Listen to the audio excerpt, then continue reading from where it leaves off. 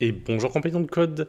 Alors je m'étais dit, super, il va nous rester les deux projets finaux pour terminer ce cursus CSS et enfin attaquer la programmation à proprement parler, à savoir le JavaScript, puisque ce sera la prochaine étape. Mais avant de partir sur ces deux projets, j'aimerais te proposer de faire d'abord deux vidéos.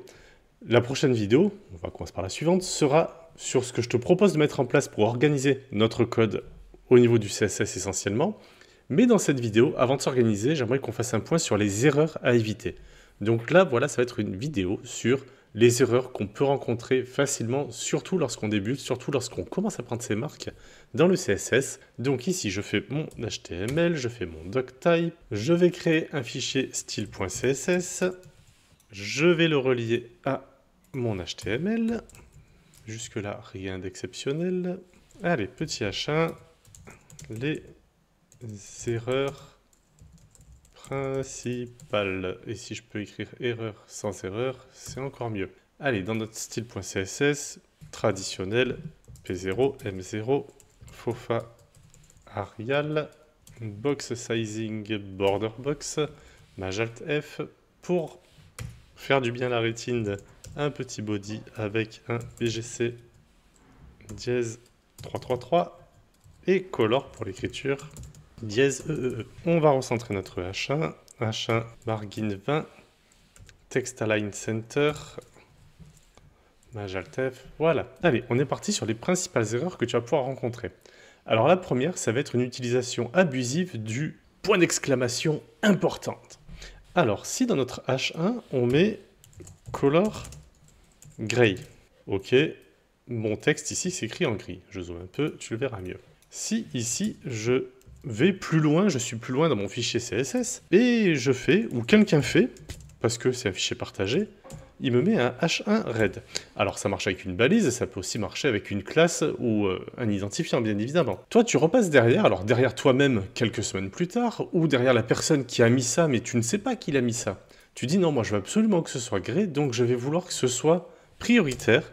Donc ici, je peux faire important. Donc malgré le fait que nous sommes dans un fichier de feuilles de style en cascade, logiquement c'est le dernier qui a parlé qui a raison, mais là on voit que ce n'est pas le dernier qui a parlé qui a raison, c'est celui qui a dit quelque chose d'important. Donc on peut en avoir besoin si on a mal géré les choses, si on a mal construit les choses ou si on a mal nommé les choses. C'est quelque chose que je n'utilise jamais, donc dans ce cursus je ne t'en ai même pas parlé parce que pour ma part je ne l'utilise jamais. J'estime que si tu en as besoin, c'est que quelque chose est mal construit, c'est qu'un identifiant est mal nommé, qu'une classe est mal nommée ou qu'il manque une classe. Donc voilà, faire attention à l'utilisation abusive de ce mot et quand tu tombes dessus, dis-toi, il y a peut-être quelque chose qui a mal été fait ici. L'erreur numéro 2, ça va être un chemin trop vague. Imaginons, nous avons une div qui contient un paragraphe, qui contient un lorem 5 et le dollar ici est dans une span. Alors, dans mon fichier CSS, je pourrais te dire ce qui est dans ma div, qui contient un paragraphe, qui contient un span. Je peux le mettre en texte décoration underline. Super, ça marche. Alors moi, ce que j'aurais préféré éventuellement, ça serait que dans la span, ici, on ait une classe spécial Word, par exemple. Un mot spécial qu'on voudrait mettre en avant. De retour dans le CSS, j'appelle ma classe spécial Word, je fais un texte décoration underline, et même si je commente mon div pspan ici, mon mot est toujours souligné. Il sera préférable d'utiliser cette méthode-là plutôt que celle-ci, puisque une div qui contient un paragraphe qui contient un span, il est fort probable que quelque part ailleurs dans ton projet, il y ait une div qui contienne un paragraphe qui contienne un span, et on n'aimerait peut-être pas forcément que ce soit souligné. Donc autant spécifier exactement de manière plus spécifique la span qu'on vise pourra réutiliser au besoin la classe Special Word à d'autres endroits, mais parce qu'on l'aura choisi. Avec la classe, on va pouvoir le choisir, alors qu'avec un chemin div pspan, on va plutôt le subir. L'erreur numéro 3, c'est de tout mettre en pixels. Alors, j'explique le pourquoi du comment. Dans l'HTML, on va faire une div.box, .box $x2. On revient dans le style CSS. .box, on va lui donner par défaut une width de 500 pixels, une height de 200 pixels, un background color violette et une margin de 10-auto pour les centrer. Je range un petit peu mon code et là, si je prends ma page, on voit que Ok, bon, bah, mes cadres restent mes cadres. Soit. Si maintenant, ma box numéro 2, je lui donne une largeur non plus fixe, mais une largeur relative. C'est-à-dire que je vais dire, point box 2, toi, tu vas plutôt te prendre une width de 80 VW, donc une taille relative à la taille de l'écran. À ce moment-là, je vais avoir une box qui effectivement va pouvoir grandir et s'adapter à la taille de l'écran, ce qui sera quand même beaucoup plus sympa et agréable. On pourrait même lui donner un minimum et un maximum. Donc on a déjà vu ensemble le système de clamp. Clamp avec la taille minimale qui sera de 500 pixels par exemple, ce qu'on a pour une box traditionnelle, donc la box 1. On pourrait avoir 80 VW, ça pas de problème, et on pourrait se dire ne dépasse pas 1200 pixels, puisqu'au-delà ça va commencer à faire gros, donc même sur un très gros écran, je veux quand même que tu gardes 1200 pixels de large. À ce moment-là, hop, si je réduis trop, je reste à 500 pixels comme la première box. Je grandis, je grandis, je grandis, et je me bloque à 1200 pixels. Et je peux avoir quelque chose de cohérent, puisque après, si on a par exemple une image en fond, elle pourrait un peu trop s'étirer, on verrait plus grand-chose. Donc peut-être que 1200 pixels serait une valeur maximale de l'élément en fonction de ce que je veux rendre comme design. Je vais revenir à une taille normale. Donc voilà. Pense donc à utiliser des tailles relatives, en VW, en pourcent, et non pas que des tailles en pixels, à savoir que bien souvent quand on met des tailles en pixels, on va vouloir que ça s'adapte d'écran en écran, et au lieu d'avoir 2-3 breakpoints dans les media queries, on va se retrouver avec 46 media queries différents, 46 breakpoints, et à gérer ça va quand même être beaucoup plus long, fastidieux, et pas forcément super sympa. L'erreur numéro 4, c'est pas bien utiliser tout ce qui va être grid, qu'on n'a pas vu ensemble, mais que je te laisse aller voir ailleurs, et puis si j'ai des demandes sur grid, je ferai une vidéo sur grid, ou sur Flexbox.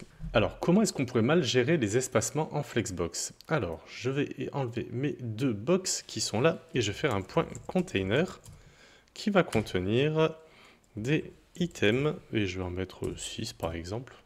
Voilà. Allez, je vais venir ici.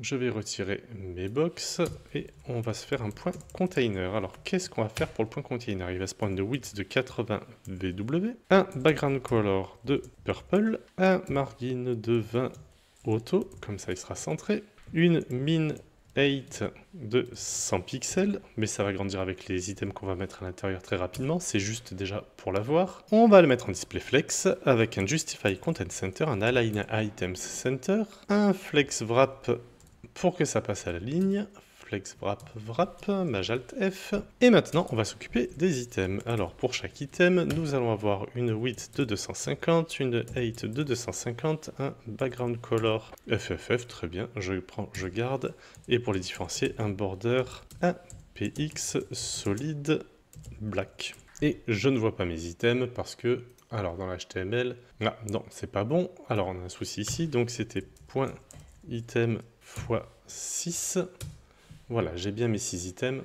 Ça me semble un peu gros, c'est parce que j'ai dû zoomer tout à l'heure. Voilà. Alors j'aimerais un petit peu de place entre les éléments. C'est-à-dire entre chaque élément, j'aimerais par exemple, je sais pas moi, 40 pixels.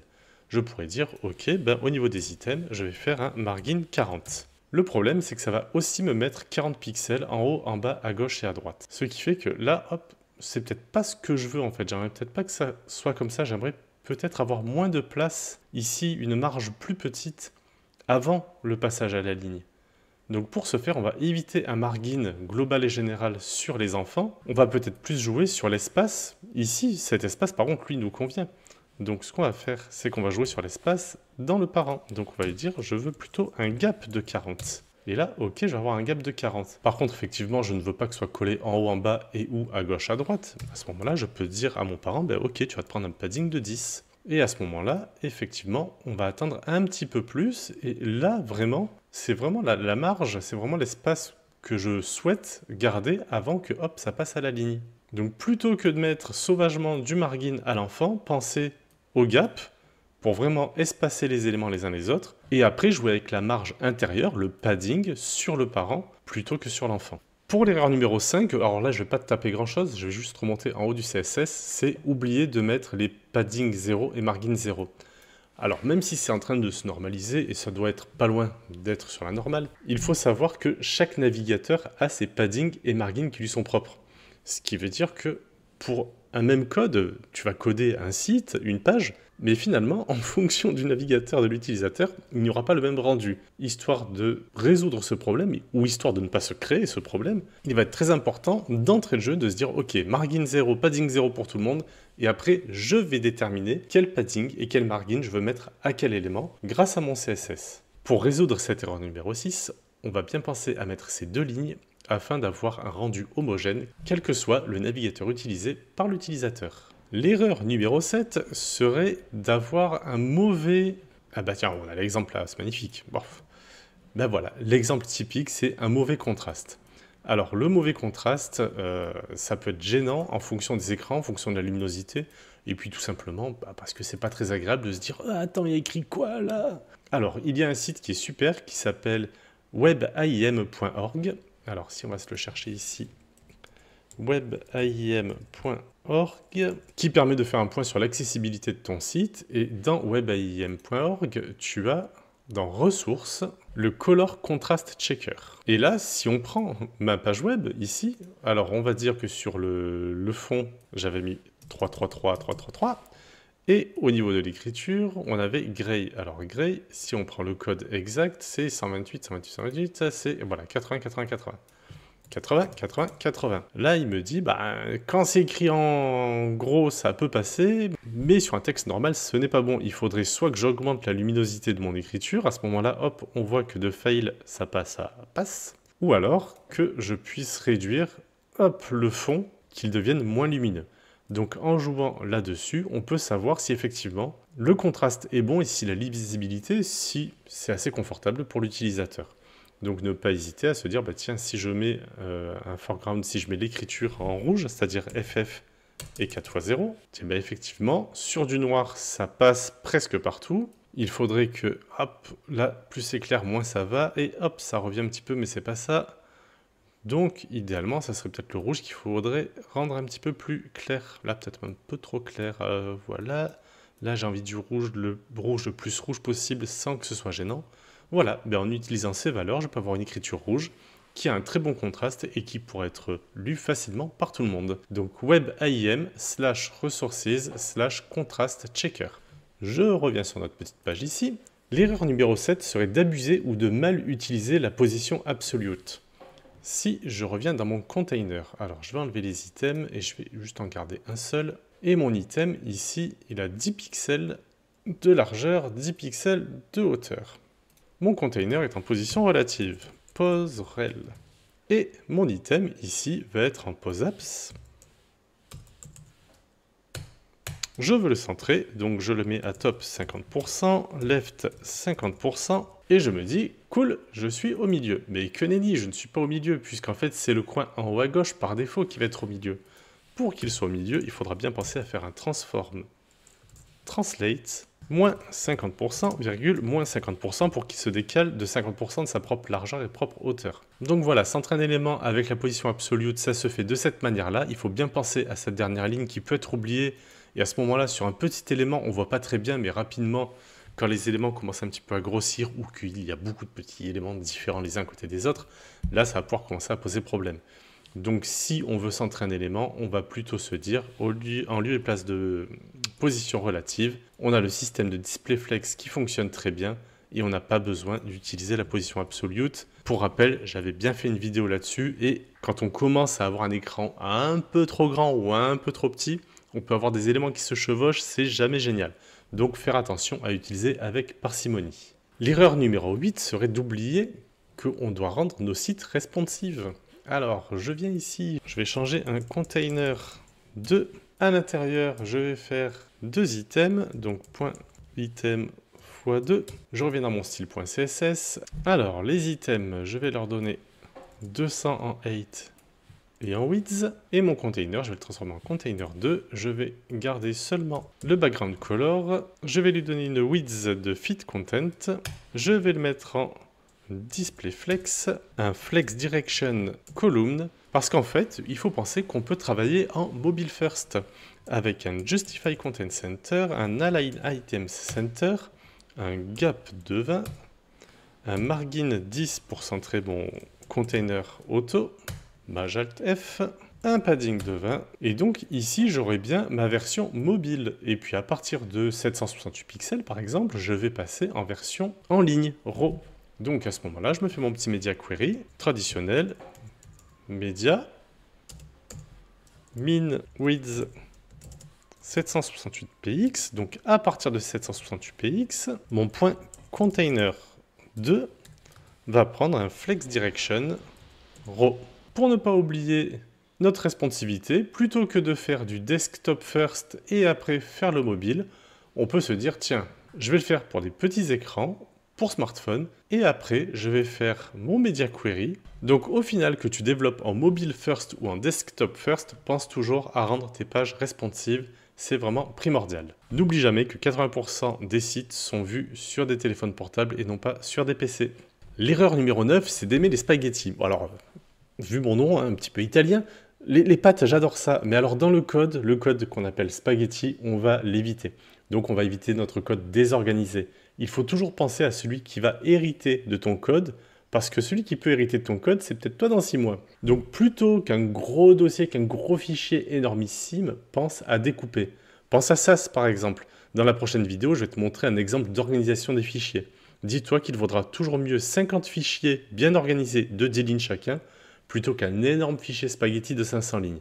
Donc quoi que ce soit, ici ça va être du CSS, mais plus tard tu vas apprendre avec le PHP, avec JavaScript, avec React, peu importe les outils, les librairies, les frameworks que tu vas utiliser, pense toujours à découper un maximum des petits fichiers, moult petits fichiers bien rangés, bien organisés, avec des dossiers bien nommés, des sous-dossiers bien nommés, des fichiers bien nommés, des variables, des constantes, tout ça bien nommé.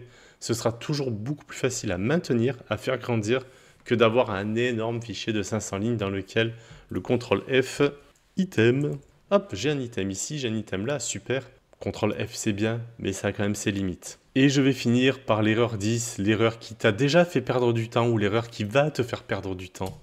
C'est de se dire, tiens, mon container, allez hop là, je repasse sur container, ici, dans mon HTML. Mon container, je vais lui donner une margin de 10 auto et un background red.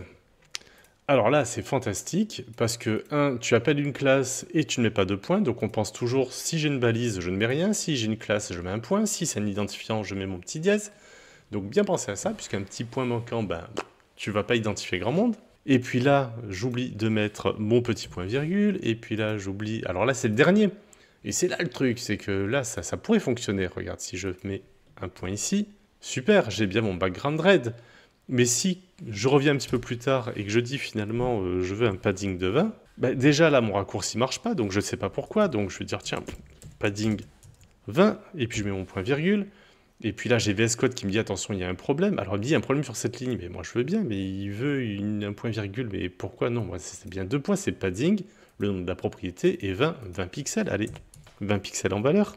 Mais ça marche toujours pas, mais en fait l'erreur elle est pas là, l'erreur elle est au-dessus. Donc voilà, ça c'est le genre d'erreur simple, bête et vachement efficace pour perdre du temps. Oubliez ou se tromper quand on va identifier une balise ou une classe ou un identifiant, oubliez un point virgule, oubliez une accolade, se mettre dans une accolade alors qu'on n'est pas dans un fichier CSS. Donc finalement, tomber sur le plus gros des bugs, à savoir que le plus gros des bugs en informatique, bien évidemment, réside entre le siège et le clavier. Donc on ne se compare pas aux autres, on ne s'énerve pas, on gagne en expérience tranquillement.